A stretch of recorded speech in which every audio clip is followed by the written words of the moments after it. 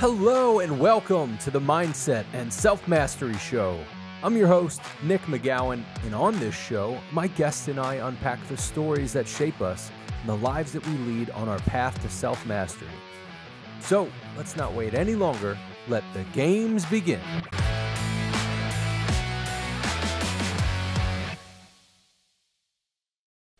Hey, Alundas, welcome to the show, man. I'm so excited that you're here. I think we're going to have an awesome conversation because we kind of do similar things. So thank you for being on the show, man. Thank you, brother. And yeah, it's like I said before, off record, it's like talking into a mirror with the way me and you were talking. And hey, we're going to structure our show. And I'm like, man, we structured our shows the exact same way. So yeah, it's going to be perfect, brother. Shared intelligence, man. Shared intelligence. I love that sort of stuff. So, hey, why don't you kick us off? Tell us one thing you do for a living and something that most people don't know about you that's maybe a little odd or bizarre. Absolutely. So I actually quit my job in May and started a company with my mentor, Zach Babcock and Tim Holloway. What we do is we help alpha entrepreneurs, alpha podcasters get aligned to their ideal shows, guests to be able to align them with exactly what they're looking for to articulate their message, streamline that process, provide the graphics, get those intake forms out, make sure that they can dial in on their process, their business, and really from there focus on those networking relationships and that. So what I do is, we'll find them exactly who resonates with them so they can just focus on what they're good at, bring that reward back into whatever they're looking for. And that's it, brother. Oh, and then I have a podcast called The Winner's Paradigm where I help people recalibrate their mindset so they can achieve their definition of success. So very similar to your show as well. It's all about the mindset, ladies and gentlemen. So you can't leave us hanging. We need to know what's that weird thing, that bizarre thing about you. Oh, I'm the fifth Ninja Turtle. If I can, I just eat pizza every day, all day long. If I'm cutting weight, and I'm like right now, I'm supposed to be losing weight. I'm like, oh, you know what? I can get this cauliflower pizza and I can get these vegetables on it. And yeah, I'm that one. I just live off pizza. Fair enough. Is there a specific type of pizza you go for? Yeah, I'm going to piss people off. I like Hawaiian pizza. Man, I don't even care. I might lose listeners at this point, but I'm right there with you. There's something about Hawaiian pizza. Now, do you do any jalapenos on there as well? Yeah. So kind of funny. Back in the day, one of my stoner friends, he was just like, I'm going to give you the greatest pizza ever. And it was jalapenos, pepperoni, sausage, and pineapple. And it was funny. I was watching this man eat, and he takes one bite, and he's churning the pizza, and he's like, you get meaty, you get a little bit of salty and meaty, you get sweet, and then you get jalapeno and hot. And I'm like, that is the best combination for a pizza. But I can't share that with everyone, so I keep it private. Man, I dig that. And now it's going to be shared with a lot of people throughout the podcast world. So, but dude, I'm right there with you. I think it's so weird when people are like, they just hate on Hawaiian pizza. And it almost seems like it's a cultural thing where they're like, no, we just want to fucking hate on it for no reason. But it's it's a beautiful thing. I don't want this entire show to be about Hawaiian pizza, but you brought it up. Yeah, I mean, Hawaiian pizza's up there. I had Chicago deep dish in Chicago yeah, that was insane too. So, do you remember the place that you went to? No, that's the bad part. All right, because there's a couple of I think Luminalties is one of the main ones that I at least like, but there's like a couple back and forth. I almost think like I'm from Philly, so when people think of a Philly cheesesteak, they're like, well, is it Pat's or Geno's? And typically it's like something else that's not part of that.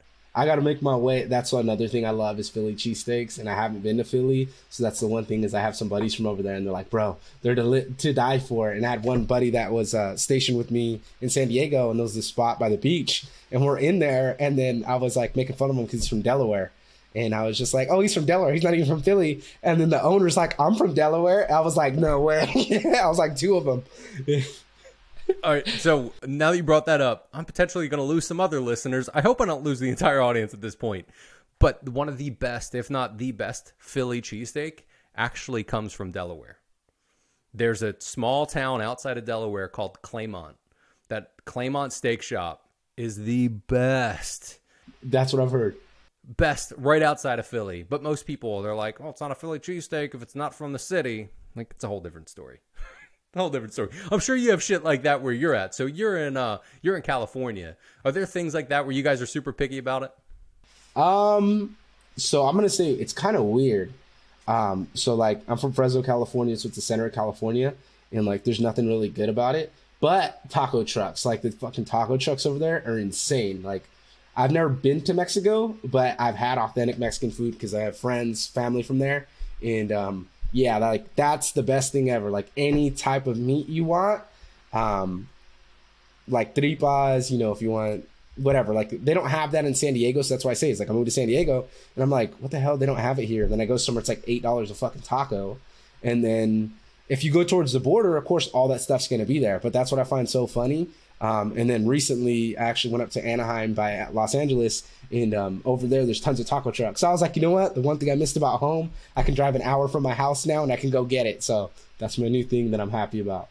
Yeah, I really hope that I hope that food trucks really start to pick up more than they had before. Like pre-COVID, I saw a lot of people stepping into entrepreneurship, getting a taco truck or a little hoagie truck or something. Yeah, but COVID kind of killed some of that. So I like to think that some of it's coming back. Yeah, no, they definitely have. And I'd say, you know, well, San Diego's different because it's a tourist city. So that's why there's so many. And then, of course, by the beach, you know, but at the same time, like for drunk people, that's the greatest thing in the world is greasy food, you know. So get a pizza, get some taco, I'm in, you know. Good thing I don't drink that much anymore. Yeah, you need to sop up all that alcohol. Exactly. Oh, man. Well, so to not make the entire episode about food, because this is not a foodie show, but we're kind of foodies, I guess. It's interesting that we... Yeah, I'm getting hungry now. Yeah, exactly. I ate like an hour ago, but I'm now I want tacos, I think. Those might be in my future, like in the next hour and a half. That and tequila. Man. All right, we're going to have to cut this short. I'm going to go get something to eat later, everyone. No, so Alundas, we're taking virtual shots. Yeah, exactly. Well, hey, I got bourbon, so we're good. Oh. Why don't you give us a little bit of context of how you actually got to the point where you had set up the company that you've got and how you're helping podcast people just kind of get started and kind of move through and do all that. But give us some context to how you grew up and like the path that got you there. All right, bro. You got 20 minutes? All right, we got some time. My story's long, man, so... Counting down. Oh, no. Siri. Come on, Siri. Calm your ass down. So it's 20 minutes. I'm going to know to wrap it up. But originally, Fresno, California, and my parents had me 19, 21 years old. They were partiers. My dad, you know... My dad's one of those greatest salesmen ever, and it's just like... I aspired to be him, like walks in the room, everybody's like, ah, you know, that guy gets all the girls, did that. So growing up, I had really bad times formulating relationships and attaching on to people because my dad had girls in and out, and then he was abusive, alcoholic. My mom, similar. But when I was younger, I told her she was an alcoholic. My dad, she reeled it back. And then from there, you know, she was that one that took care of me, but always battled between both of my parents. So that when I became about probably like 6, 7 years old, I had a stepdad come into the mix that was racist. He had these crazy ass beliefs. It didn't really make sense, but it made me have an identity issue because they were like, oh, black people are ghetto. So it kind of like that was something for me that did it. And then to add more context, I never met the black side of my family as well. So that's why I even had an even bigger identity problem, just like my dad, because of my grandmother had an affair, and yeah, it was like one of those where like that happened, and from there messed my dad's life up. You know, his stepdad, which was my grandpa, who I consider grandpa, took care of him and really was that. But for him, I think that's what it was. So the reason why I say that is a lot of generational curses for me that I had to break and shit I had to see in arguments. So when I got older, I moved with my dad because I wanted to be able to have that relationship with him, and I wanted to kind of have that because he was always around for sports, but he never really was that one I can open up to and stuff like that. So I moved with my dad, and then that's where my life took a turn because it was just not somewhere I should be. He ends up taking a job, and funny you mentioned San Francisco earlier. He actually lived in Oakland, and he worked in San Francisco at Zynga out there. So he was out there. I was in Fresno, about 2.5, 3 hours away, and then it just like ran into hard times. You know, it was like I would go to him, and he had the money and this and that. But he was like, oh, I give you $20 for chores. And that's for the month. And I'm like, man, you can't live off $20. Even as a kid, like you can't do shit with $20. So it was that, you know, and I never wanted to go to help because he'd be like, oh, figure it the fuck out. So got to a point, you know, where I got smart with life, and I had a lot of rich friends and like grew up with those rich kids. So I was just like, you know what? I can make money. So I traded one of my video games one time because I needed money to get food. Got clothes back, switched that out because they didn't fit me. Went, made a little bit of cash and then was able to get food. So my dad was like, oh, and then what happened to that new game? I'm like, oh yeah, I don't have that no more. I traded all my shit away to be able to get what I needed. So it was one of those, it's like, that's where that hustler mindset is. Like my dad taught me that, moved back with my mom, and kind of similar things. Like they were lower to middle class. So it was one of those, me and my stepdad bumped heads. So when I was 16, I would hop off my friends' couches every single day, switch houses. And I would go home every day. I do my chores. I had good grades. So I was squared away, and then I would leave because I knew I didn't want to be home. So comes to 18, end up getting kicked out of my house because my stepdad, he wanted to just go off on his fucking radical beliefs one day. And then he asked me, like, what kind of people don't you like? And I said, I don't like anybody. And he said, why? And I go, because I hate everybody equally. So I just really don't give a fuck. If you want to talk shit, we can dish it out. And he's like, oh, you're a racist bigot. So yeah, get kicked out of the house, move in with one of my friends. And then my ex calls my mom, gets me to move back in. I wanted to go to the military for that reason, because I knew that I needed to get out of my situation, that there was nothing good for me. Kind of, with that, was around people that were doing bad shit. Not necessarily me. I had a cousin that was strung out on meth and then hung out with, people that were doing shit. So it was like me being smart, trying to figure out how to make money without getting my hands too dirty. And then I thought, like, I need to, I need to be able to get that discipline that's going to allow me to do what I want to do. Like, yes, I could have went to universities, but I would have pissed that opportunity away, getting that money for the first time. I'd have been like, fuck this. So I went to the Marine Corps. From there, that was a blast. Finally found my tribe, excelled, became my own boss, 19, 20 years old. Developed a drinking problem because when I was home on boot leave, my stepdad thought my mom was having an affair. It was a 10-second window, so we don't know what happened. He follows a 45, shoots a 45, misses a centimeter from the dude's face, who was my wrestling coach. So it was something that I struggled with, as well as all the trauma from when I was younger. And that was one that like tore up the relationship with me and my mom. And then I was giving her money and she asked my ex for money. So it was like all this crazy shit that I never really healed, So I start fucking drinking one point in time, gallon of whiskey, because it was just, military's a little bit different. They're more social drinkers, but like these motherfuckers will just kick it outside and you're drinking from 10 o'clock in the morning or 10 o'clock at night to 4 o'clock in the morning. Don't get me wrong. We have had days where it's 10 to 10 the next day, just going crazy. You know what I mean? Take a cat nap and back at it. So did that, kind of was fucking up relationships. I should have never got married to my wife, to be completely honest. I fucked that all up initially. I was just drinking, not in the right headspace, breaking up with her, going back to my ex. And then we had a miscarriage. And that was where I started taking care of her. And what's cool is I grew up with my wife. So we knew each other damn well. And I was just like, you know what, I can do this. I can be the man that I say I'm going to be. I can take care of her. So from there, that's kind of what first clicked. So do that. I tear all the cartilage in my right knee my second year. And then third year is when I get married to the wife. End up getting out of the Marine Corps because my last 3 weeks went to medical and I'm running back and forth trying to see if I could get an extension. They're like fucking with me and oh, you can run your physical fitness test. I'm like, I haven't ran in 2 years. There's no way in hell I'm running 6 miles. So get out the Marine Corps, started getting into sales, found these roles that I thought were good for me, home improvement sales, but it was straight commission. That was hard because I didn't know the lingo. I didn't know how to do closes. I was with people that were old school, so they're smooth talkers, they're fast. I can't. Went to a mortgage brokerage, and that's where I started having more problems because I was doing so much, working on my bachelor's business management, trying to start a family, getting up early to go to the gym, putting in time on courses on the side, listening to podcasts, and then was working on my mortgage broker exam. So I failed that 3 times, and I was just like, what the fuck's wrong with me? Am I stupid? But it wasn't that. I just had too much on my plate, and I couldn't think in that process. Before I started that job, my grandfather died. So that was part of it too, was it wasn't necessarily something was wrong with me. It was just like I was grieving, going through it. That was my person, my dad's stepdad, and he was the one who cleaned everything up, So up until the last year of his life, that was where me and him really started getting personal on the same page, because he was that peaceful guy, and I'd be like, fuck out of here, like upset at him because I'd be like, you don't understand the pain people put me through. But it wasn't that. He just believed in the best in everyone. So even like my dad would do crazy shit, he's like, oh, you know what? He's all right. That's your dad. And it was one where like he finally understood, but he passed away and I was going crazy. Had to figure out for myself, how do I become my own man? And then throughout that process, when I first got out the military, I got in a Facebook group for Zach Babcock's Underdog Empowerment. I got in hold of one of his guys that used to be his old president. And from there, built a relationship, got in the mastermind. In May, I was working at a job helping other veterans with their VA claims. So very rewarding. It was cool. I was maxed out on my compensation. And then I ran into a situation where my nanny that we had, we're paying $1,400 a month. It was going to be $2,800 for the whole month. We couldn't afford it because it would have spread us thin. We would have no reserves.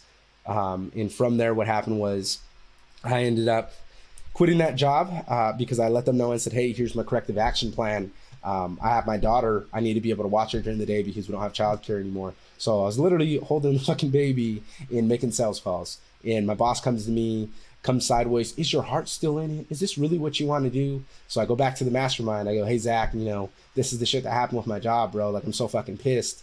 The other thing about that company, they're cool. I love that they help veterans, but they didn't give a shit about anyone's mental health. And to do that at veterans, even worse, you know what I mean? So it was one of those where my boss was working fucking 60, 80 hours as well. And he's crying about it. And he was just like, oh, well, you know what I mean? It is what it is. Mission's got to get done. So talked to my team. First conversation we had was on core values. And that's why I was like, fuck yeah, this is the room I need to be in. So from there, we created Alpha Influence Media, helping other alpha podcasters, entrepreneurs, maximize their influence. And that's where it kind of took off for me, was being around those right people, getting the recognition for who my partner is, and then really just building on that. Like I've started the podcast a week before my daughter was born last year in November.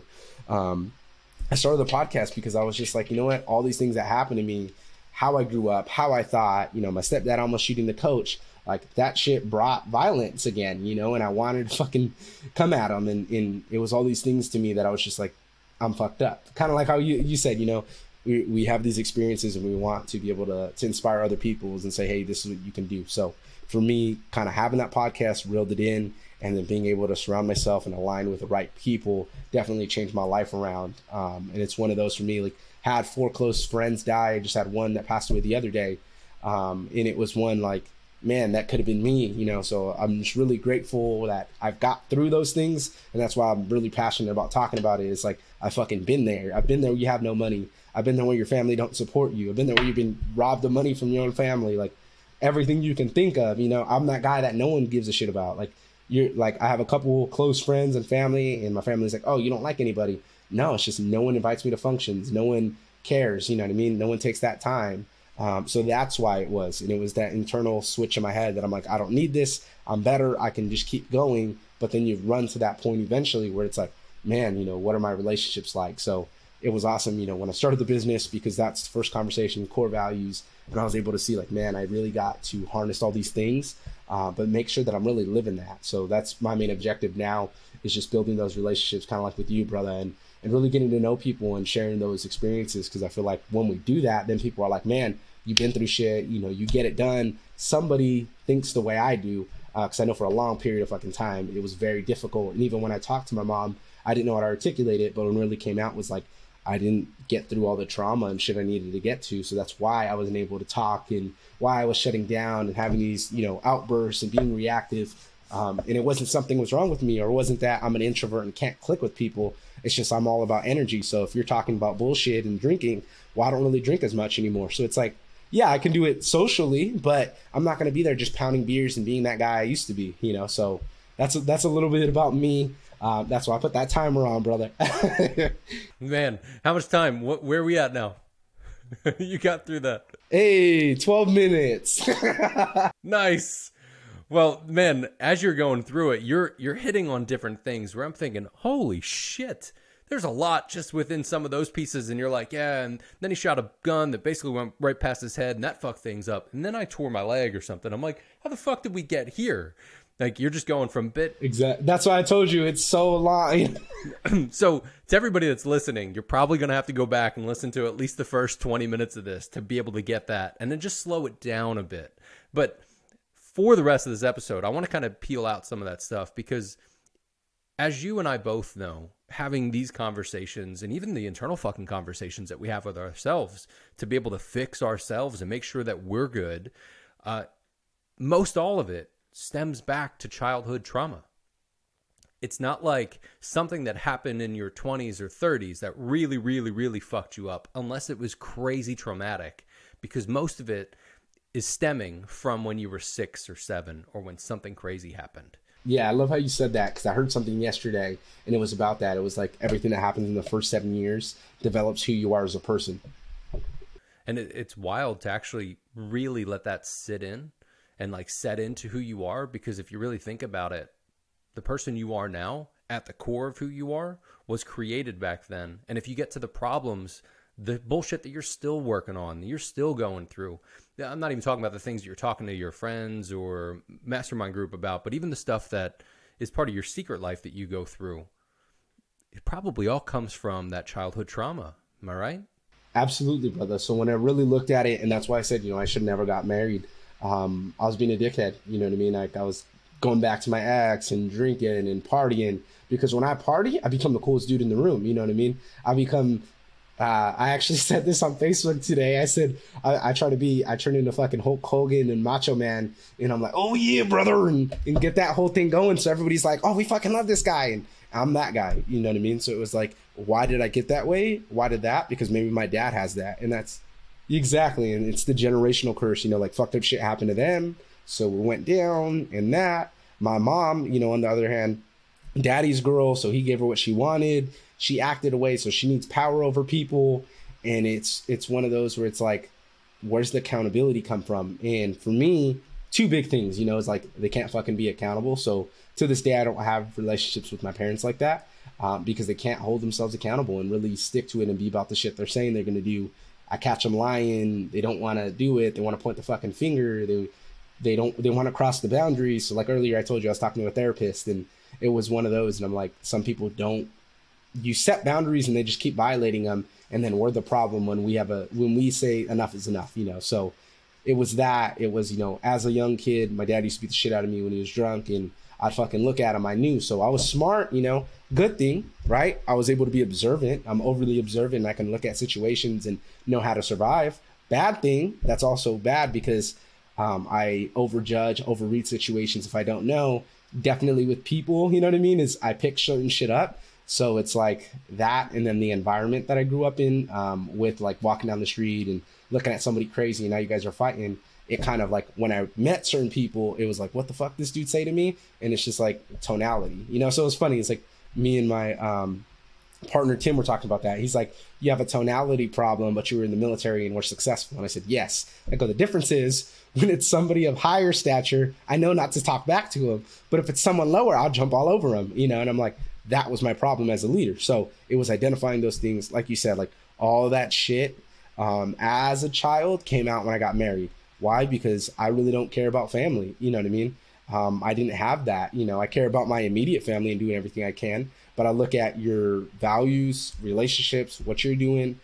If you're talking shit about other people all the time, then I want nothing to do with you. Or if you're just like, oh, watching Netflix, or talking about bullshit all the time, I can't, associate and click. My brain doesn't work that way. So it's one of those things where I had to identify with myself. Like, why am I such an asshole to people? Probably because they just want to drink and they just want to bullshit, instead of having the conversations like me and you are, which is completely different. Because in this case, like, I could have a drink and then you could socialize and have a good time, versus like other times where it's just like getting hammered, Yeah, it's an interesting point, because I think as you get older and you realize I have to change the people that I'm around, because they're changing who I am and how I act around other people. When you start to step out of those circles and you get a little older, it can be really weird to go back to those circles. And even if you're just viewing the circles, you're like, oh, I don't want to be any parts of this. But I also find it super strange, because I do this and I'm just being raw, where you just instantly judge. And then you got to be able to pull yourself back and be like, well, who the fuck am I to judge? But still have that balance where you don't just fall head first back into that sort of stuff. So how do you still love on those people, but love on them from a distance without judging? And what sort of advice would you give somebody there are other people that are like us that go through that shit where they're like, I don't want to be part of that, but I also don't want to tell them all to go fuck off and die.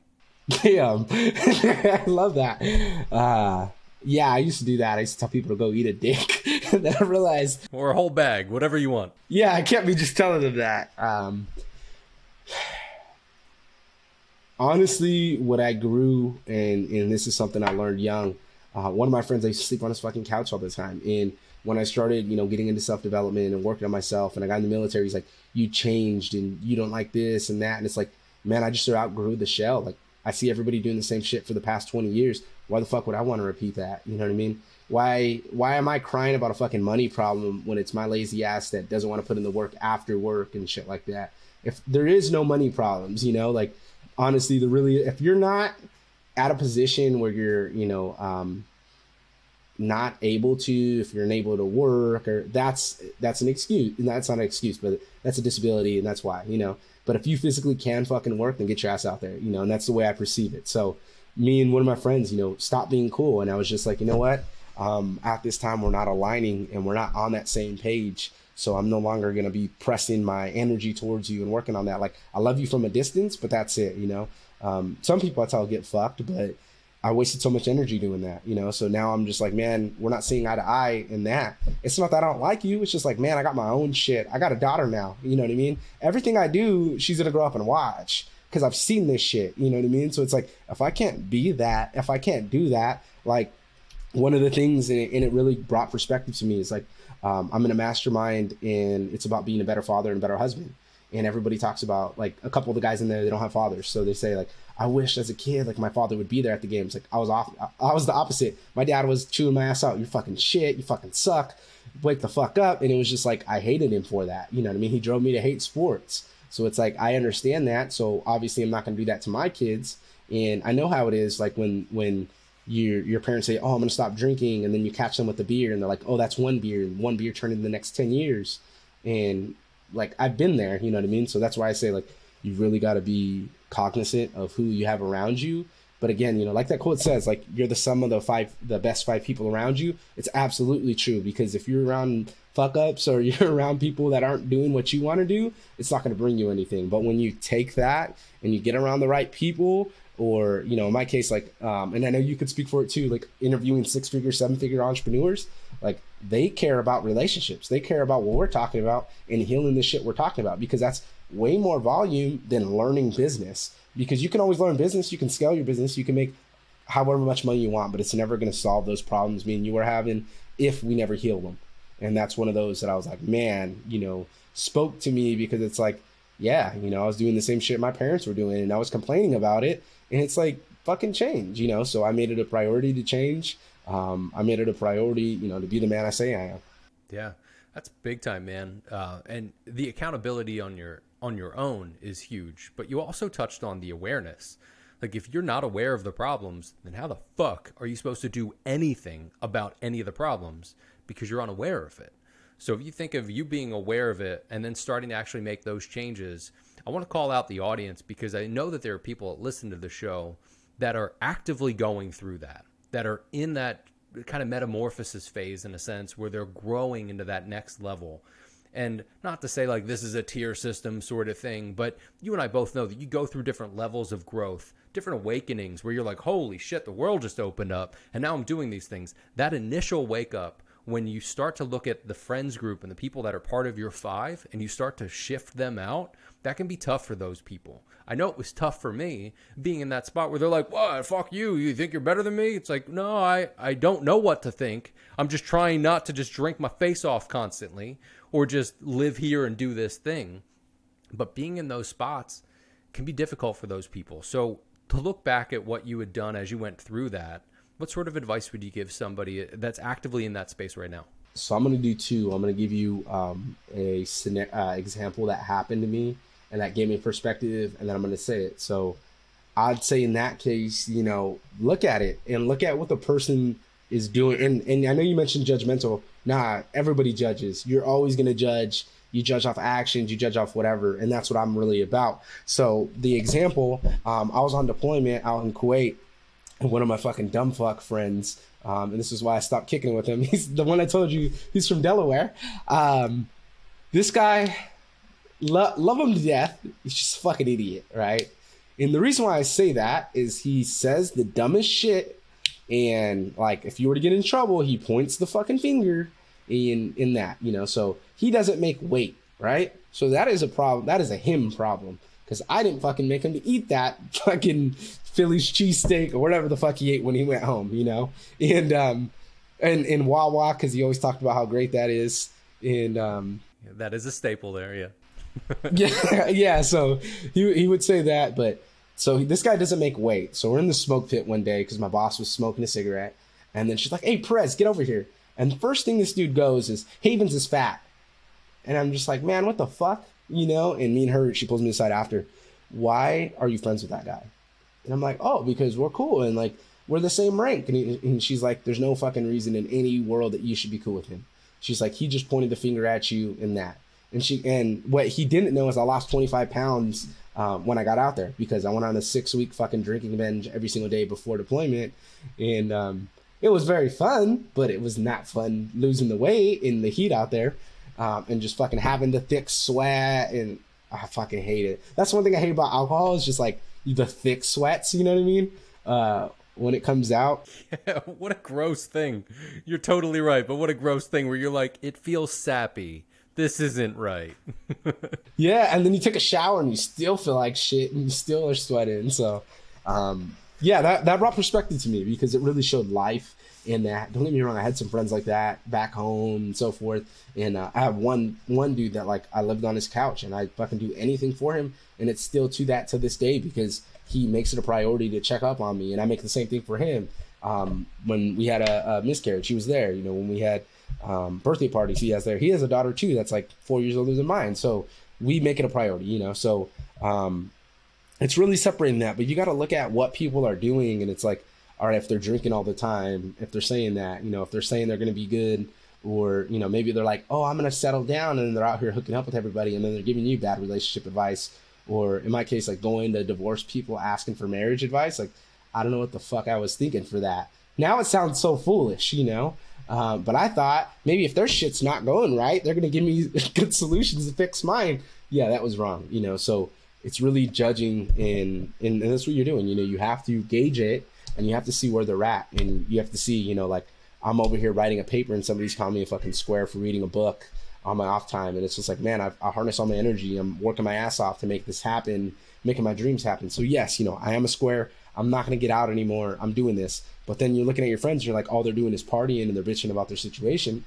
Probably you shouldn't be around them. But then when you get around the right people, it's going to be weird initially, because they're strangers and you're getting to know them. But at the same time, it's awesome because you guys are able to create that value. And then you're able to be like, man, I'm not fucking crazy. I just was around the wrong people. And you're able to share those stories. And I'm able to share my story. And people are like, man, that resonates. I've been through shit like that. And I'm like, you been? Like, my whole life I fucking talk to people, and my family's made me feel crazy about it. And they've been like, oh, you need fucking therapy. So I went to years of therapy.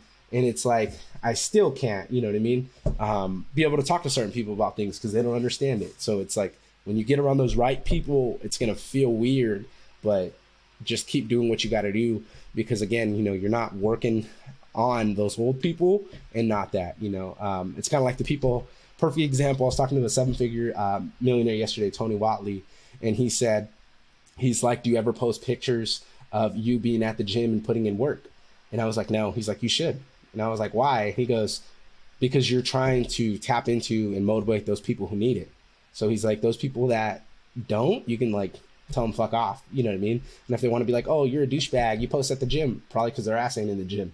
And I'm like, damn, that's really good, you know what I mean? And it's absolutely true, because think about it. When you started your career and you started sales and you started your podcast, people probably were like, why are you doing that, man? Like, what the hell's up with the podcast? Oh, that's cool. You know, start laughing because everybody's doing a podcast now. And you're just like, yeah, but you're not extracting that growth. You're not getting better, is what they don't see you actually doing and what you're passionate about. And I feel like that's why, you know, a lot of things are gatekeeping and shit, that people don't break out of it. Or my grandfather died. I got a fucking Rolling Stones tattoo, and I had a panic attack the first day I had it, because I knew somebody was going to say some racist shit. And I was at the mortgage brokerage, and this dude was like, oh, I guess, he's like, you got a Rolling Stones tattoo? And I was like, yeah, I'm actually gonna do a band sleeve right here. And he's like, oh, I guess black folk don't like you, huh? And I was just like, yeah, like I was pissed, you know what I mean? Because I knew someone would say some shit like that. And I'm like, actually, they do. I was like, when my grandfather died, he took care of me. He's actually an Italian guy. So that's kind of what's funny. You know what I mean? And I was like, yeah, we're different colors, but that's it. And I was like, but what you don't know is, like, if you want to go fucking hip hop or rap artist, I can go any single genre and talk about it. I can talk about how I love fucking anything from back there, Run DMC, all that shit, NWA, and then I can talk about new things, and I can talk about how I'm a fucking metalhead, and that's why I'm good with people, because I can talk about a lot of shit in music. Besides country, I don't like that, so that's why I was just like telling the dude, you know, you and me both, man. Yeah, so it's like adding perspective is like not everybody's for you, and it's realizing that instead of being reactive and wanting to fight with them like I would have. It was a big step for me to be like, yo, just fuck this guy. He doesn't mean anything. He's not holding any real estate in my head. I'm going to fucking make it happen. So let's take a little bit of a step outside of that.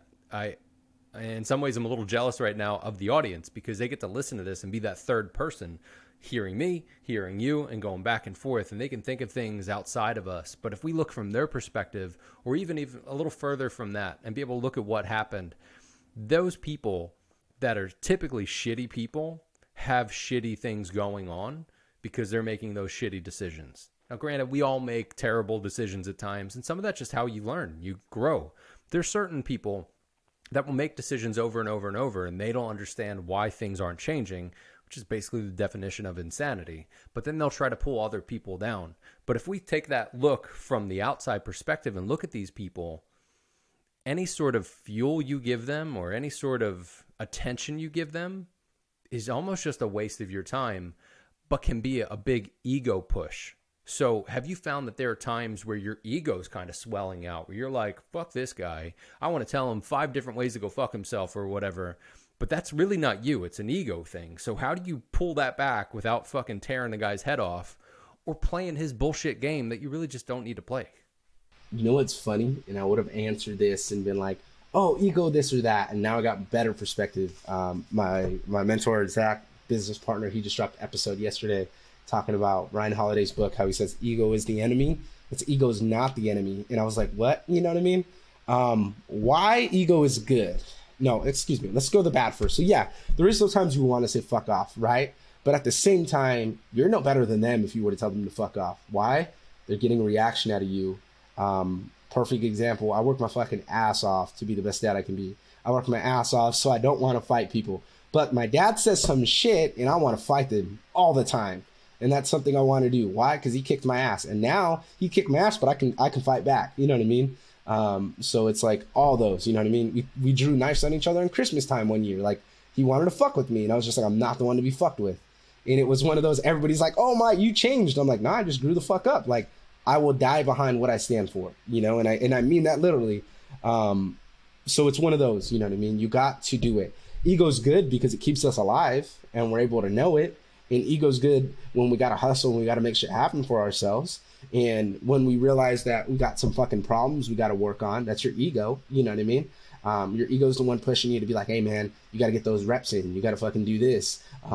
You're a sales guy as well, Nick. So it's like, I got to make these phone calls even though I don't want to do it. That's your ego pushing you because you know how badass you are. You know what you've been through to get there. You know what I mean? So it's like, I would say the biggest portion is just not giving those people what they want. Because like you said, they're going to drag you down. They got their own shit they need to figure out. And I'd say, like, even my stepdad, like, I wanted revenge. You know what I mean? I wanted him to feel the pain I did. My brother and sister got woken up by the SWAT team. And it was like, I wanted him to feel it. You know what I mean? I was walking by when he got arrested that night. And he was just like, yeah, that guy's Mexican. I didn't know if he had a gun, saying racist shit. And I turned and the cop grabbed me. You know what I mean? And was like, let's go. And I just wanted to fuck him up, you know, and it was like, that's ego, you know what I mean? But harnessing it in is realizing that, hey, bro, the shit you got going on, you need fucking help, you know what I mean? So if it's God, if it's whatever you believe in, yeah, you got shit. There's worse shit in your life than obviously in my life, because I don't want to go out here shooting things. And even if my wife were to cheat on me, I'd be like, peace, you know what I mean? I'm not going to react that way because I know that's not what I want in that, you know what I mean? So it's one of those, like, we can say, like, I don't get this, or I don't get how people think this. Besides, I don't get how people like fucking medium well steaks. Yeah, like, that's not it. Well done, you know what I mean? I don't get those people. Yeah, that's a whole different story. Those people that already killed the thing that has been killed, that should be bloody on your plate. Why are you re-killing it? Yeah, I don't get those people. But when we're talking about, filtering it and just not giving people the power over us and shit. Like, that's fucking huge. And I seen a Mike Tyson quote. I'll end it with that. Mike Tyson talked about that, and they were like, he was talking about like violence, and he's really against violence now because of how he grew up and whatever. And he was just like, yeah, because I think it was Le'Veon Bell who was talking to him. Somebody was talking to him, and they were just like, yeah, if somebody crosses me, I say, fuck you, and that's it. I want nothing to do with you. You're cut off. And I used to cut people off too, you know what I mean? And Mike Tyson responded and was like, well, then you're changing yourself for that person. That person is changing you. You're never going to be the same because every single time you're going to react differently. And no matter how much work you put in, you reacted different. You let them win. And he's like, they own you. And I was like, fuck, dude. Like, that is true. I'm getting pissed with these people, and I'm getting pissed. Like, they don't respect me. I demand respect. How the fuck do you get respect? You gotta give it. You know what I mean? You gotta show it. If I'm over here doing that shit and then I'm telling you to live a good life, how are you gonna live a good life if you can't even own your shit and handle people accordingly? You know what I mean? So now I don't even do that. I'm like, hey, bro, peace. You know what I mean?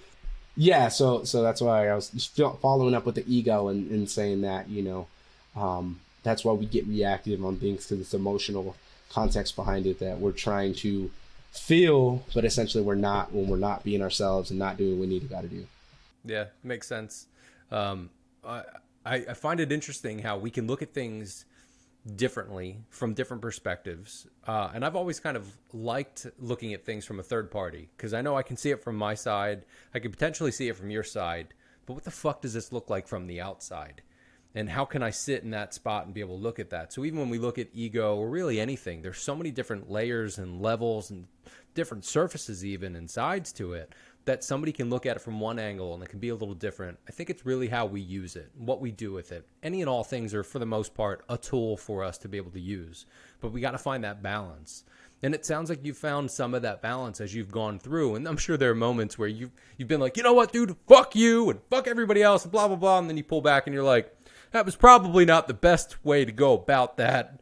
But then you learn from the next, for the next experience and being able to kind of go from there. So we've gone through a lot of stuff on this show, man. And I appreciate you being on and walking through all of this. What sort of advice would you give somebody that's on their path towards self-mastery? I'm going to say core values. And I'm going to give an example on the core values. So for me, first two core values I have is true to self and self-reflection. I keep those separate for one reason. True to self, you got to really be at peace with what you're doing and who you're becoming. So for me, that's the fucking looking through the mirror.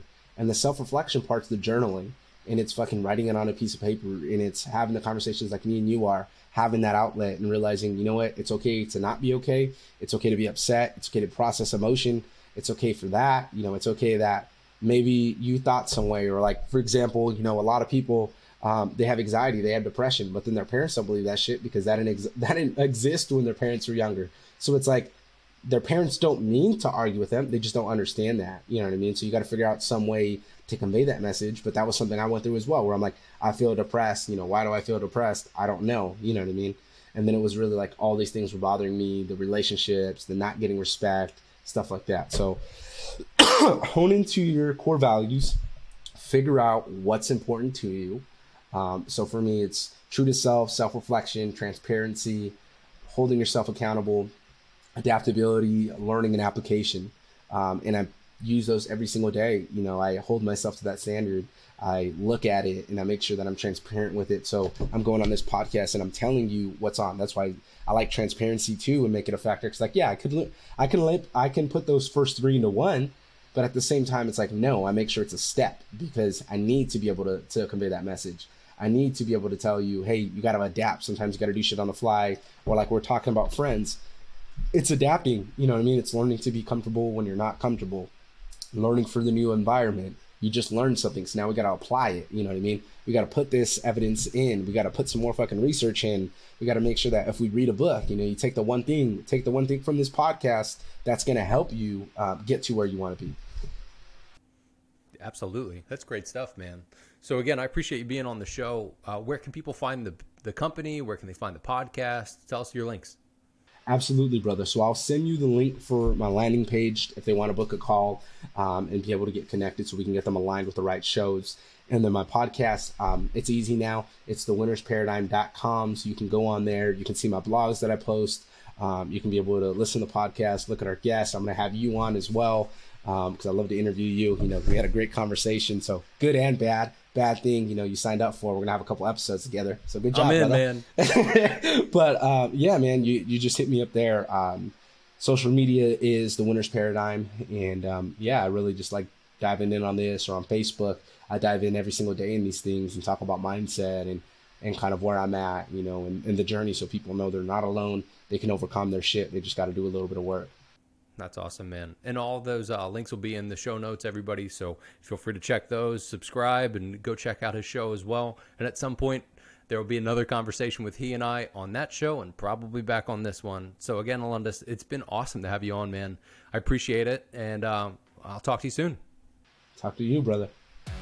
Another great conversation on today's episode of the Mindset and Self-Mastery Show. So, what did you think of the show today? I'd love to hear your thoughts, and check out the Instagram or Facebook page to join the conversation. If you enjoyed the episode, please jump over to iTunes and subscribe, rate, and leave a 5-star review. It helps us be found and helps others be healed. If this episode opened your eyes, made you think, or smile at all, then I'm sure it'll do the same for your friends. And check out the show notes for more info from today's episode, and check out other episodes on the Mindset and Self-Mastery Show.com, as well as our YouTube channel. Just go to YouTube and look up the Mindset and Self-Mastery Show. Thanks again to our incredible guests for being real, honest, and vulnerable with us today. And I'd like to thank our sponsors, the Manly Club and the Powerhouse Men Brotherhood. Men, do you consider yourself to be a powerhouse man? The criteria for becoming one is simple. Live with virtue and do good work. You see, a powerhouse man builds his life. He doesn't settle for it.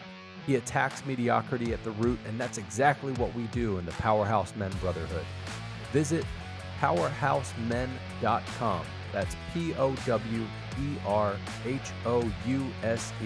men.com. And most importantly, I'd like to thank you.